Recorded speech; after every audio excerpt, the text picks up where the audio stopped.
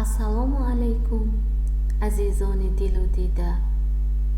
موضوع امروزه درس ما از فن ادبیات تاجیک حیات و فعالیت ادبی گلنظر کلدی.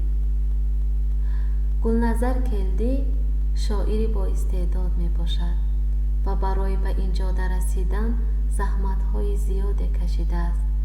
چنانه که خود او می گوید هر یک اثر برای آفرنده اش مثل فرزند جگربند عزیز است، زیرا آن در نتیجه رنج کشیدن ها، بیدار خوابی شب ها، کم کردن نور چشم بینا ایجاد می شود.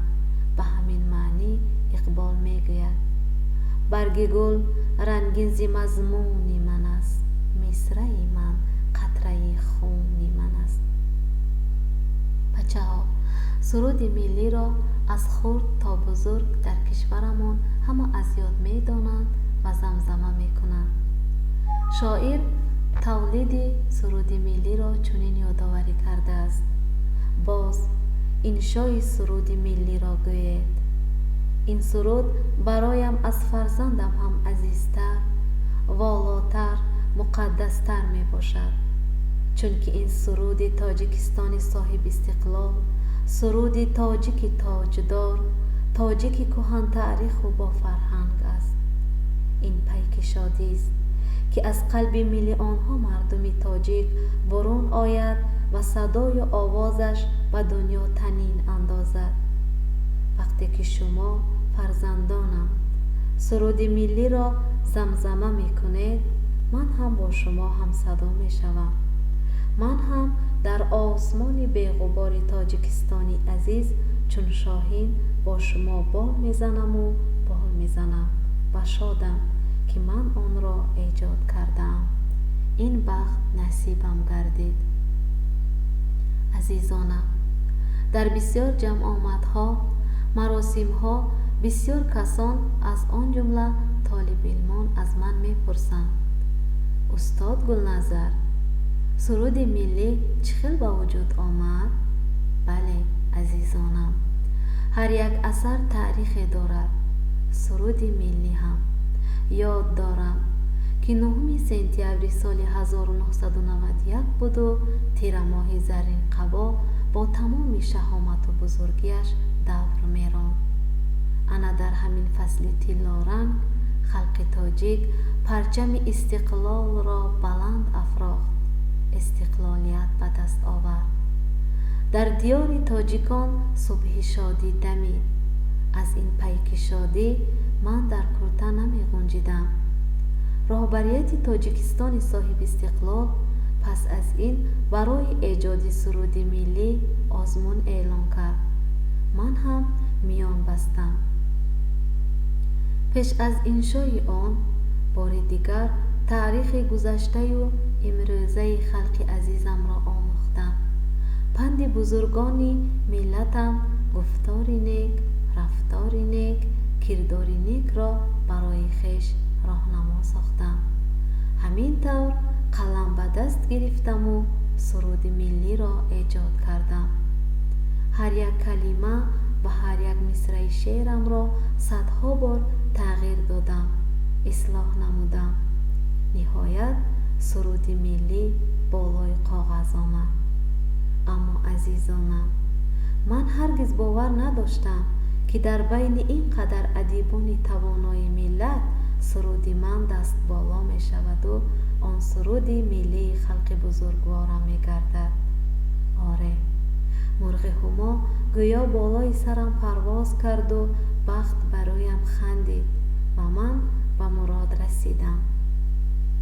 شاگردان عزیز، با کدام نیت و آرزو انشا نمودن سرود ملی ام را بعدتر در یک رباعیم این طور به قلم دادم: ای خلق عزیز من، سلامت باشی، پرورده ناموس و شرافت باشی.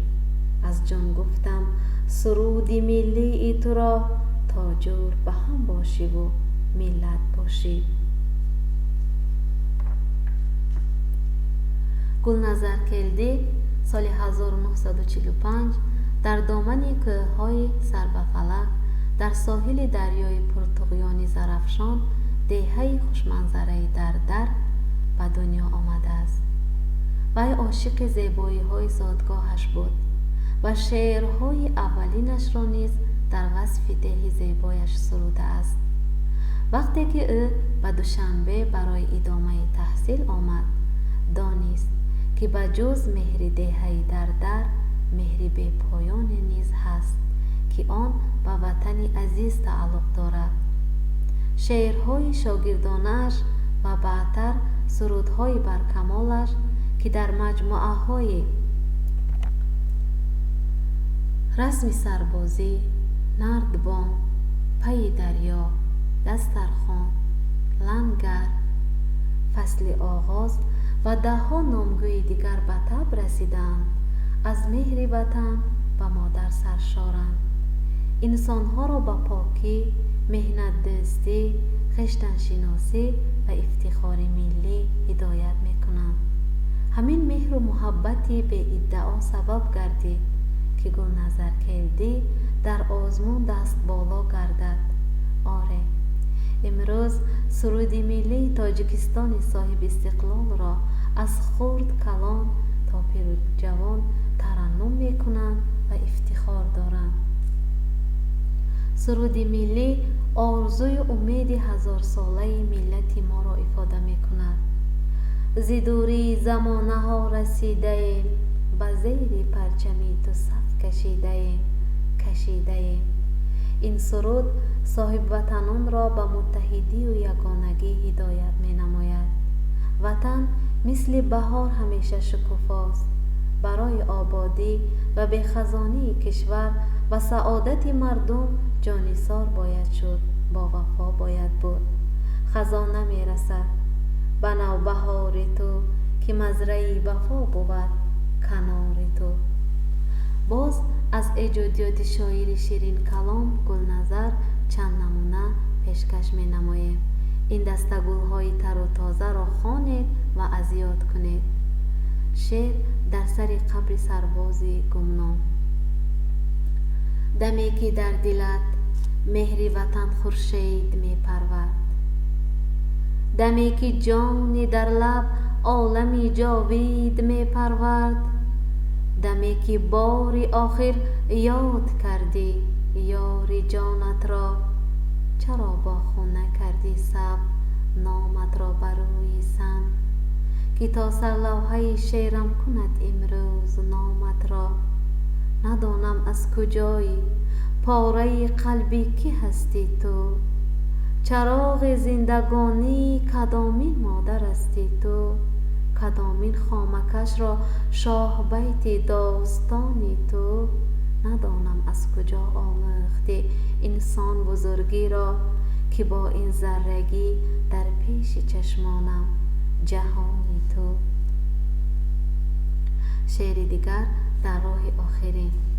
بچه ها، گلنظر در این شعرش با صد درد و علم، آه و فغان، هنگامی مادرش را به سفر آخرت گسیل کردن، این شعر را به قلم داده است. آه مادر، گرچه آهی سرد قلبی گرم را بیگانه بود، این سفر با آه دادم شعر خود را ابتدا. آه سرد است ولی امید دارم در دلم، مهر تو بخشد به شعرم گرمی خورشید را.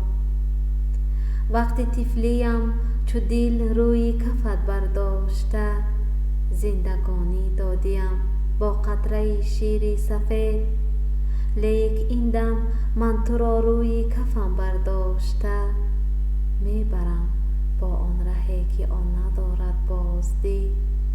من گسیلت میکنم اما ندارم باوری، کز برم تو میروی دیگر نمیبینم تو را. میروی چون نورهای آفتابی در غروب، نیست زور باز دارم در دل خود جا کنم. در ادای قرض فرزندی ایا مادر دمی، بخش زورم تا تو را در شعر خود احیا کنم. بچه ها، پس از این شعر به شما یک نصیحت کردنی هستم. پدر و مادر برای شما نعمتی نایافت هستند. امروز که در بالای سرتان سایبان، در برتان غمخوار و نگهبان شما هستند، با صد مهر بی پایان و نوازش گرم شما را به وایه می رسانند.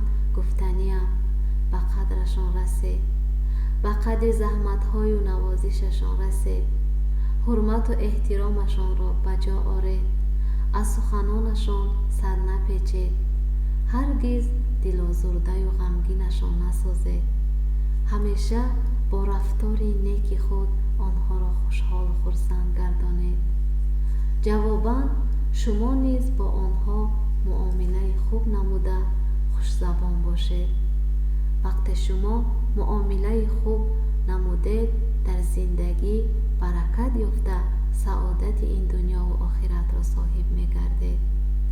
این نصیحتی من به آن خاطر است که بعداً پشیمان نشوید و از پدر و مادرهایتان و مثل گلنظر کلدی با آه و درد یاد نآرید. بچه ها، سخنان خویش را با بیت مذکور جنبست می نمایم. جنت که رضای ما در آن است، در زیر قدوم ما در آن است. این بود بچه ها درس امروزه ما. فکر می کنم از درس لذت معنوی برای خود برداشتید. باقی در امان خدا. خیر.